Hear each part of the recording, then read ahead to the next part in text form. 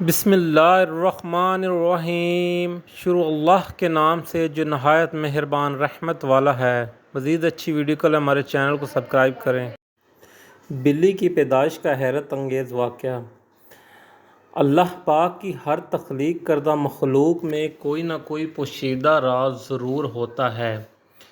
بلی کو پیدا کرنے کی اللہ کی حکمت کچھ یوں ہے کہ جب حضرت نوح علیہ السلام کی قوم پر پانی کی صورت میں سیلاب کا عذاب آیا تو اللہ تعالیٰ نے حضرت نوح علیہ السلام کو کشتی بنا کر اس میں سوار ہونے اور ہر جاندار اور پرندے کا ایک ایک جوڑا کشتی میں محفوظ کرنے کو کہا، تو حضرت نوح علیہ السلام نے اللہ کی حکم کی تعمیل کی۔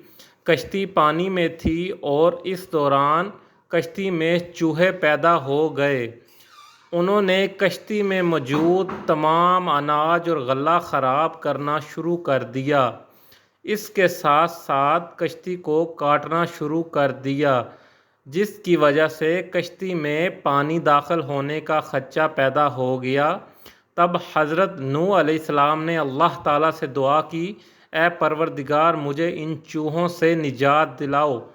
اس وقت اللہ عز و جل نے حضرت نوح علیہ السلام کو حکم دیا کہ کشتی میں موجود شیر کی پیٹھ پر ہاتھ پھیرو۔